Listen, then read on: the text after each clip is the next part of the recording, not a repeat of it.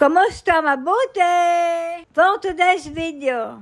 For today's video ay magluluto tayo ng masarap na merienda at yan ay ang champorado. Pero bago yan ay may tatahiin muna ako na damit ni Lola na wasak na. Kahit nga may mga bago pang damit si Lola na bigay ko ay gusto pa niya ding isuot yung kanyang mga luma kahit gula-gulanit na at wasak na. Kinuha ko nga rin lagayan ng mga panahin ni Nili at titingnan ko kung may bagong karayom. Kita nyo naman at napakarami sinulid at sobrang tagal na nga niyan. Abay siguro nasa mahigit 1 dekada na din niya simula nung nabili. Kahit sobrang tagal na nga ng mga gamit ni Nili ay buo pa din at bago pa dahil maingat si Nili sa kanyang mga gamit. Panay nga ang hanap namin ng karayom, ang kaso ay wala kaming makita. Ayun nga't meron pang isang maliit na lagayan ng mga gamit sa pananahe. Mayroong maliit na gunting, sinulid, pardible at botones. Abay kung ano pa yung pinaka-importante ay siyang wala ay ang karayom. At sa mga nanay na mahilig manahe ay paniguradong magugustuhan nyo rin ang napakagandang lagayan ng mga gamit sa pananahe. Si Nili ay mayroong 2 ganan at pareho lamang ang hitsura. Ang sabi ko nga itatago na namin at wala din naman kami nakuhang karayom at sinulid na lamang ang aking kukuhanin.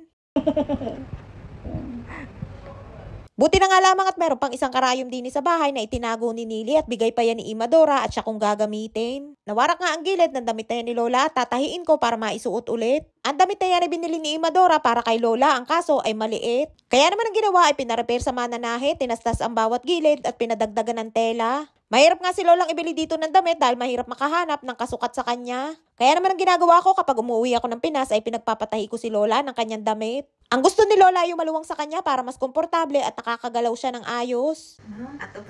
לא, היא תפרה, כי הייתה שמנה. הייתה שמנה. ולא היה בגדים מהמידה שלה, אז הייתה תופרת לה לבד מבורדה, את זוכרת? כן. הייתה תופרת את הבגדים, הייתה ממציאה את הבגדים, הייתה ממציאה את הדברים לבד, את הדוגמאות לבד, והייתה תופרת. את לא תופרת? לא. היא הייתה שמנה יותר ממני, ויותר מאמא, את זוכרת איך שהיא הייתה שמנה? אז היא הייתה תופרת לה את הבגדים לבד. היא עושה בגדים לבד? כן, הייתה תופרת שמלות, מכנסיים, כל מיני דברים, הייתה תופרת. את למה את לא גם עשית עם תופרת? לא יודעת, זה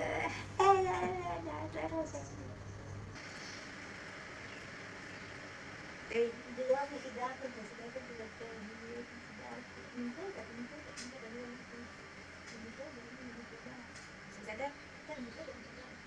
Ay nga tapos ko nang tahiin at buo na uli ang damit ni Lola at pwede na ulit maisuot. At pagkatapos kong manahe, magluluto naman ako ng aming merienda na champorado.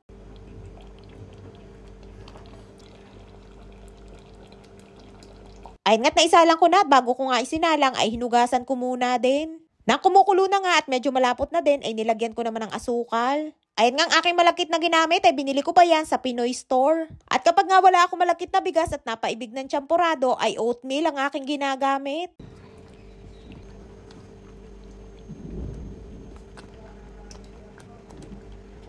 Ayun nga't paluto na at kailangan ay mayat maya ay haluin para hindi magtutong ang ilalim. Bukod nga sa masarap na merienda ay napakadali nga lamang niyang gawin. At paniguradong magugustuhan nga din yan ni Nili bukod sa matamis ay lasang chocolate.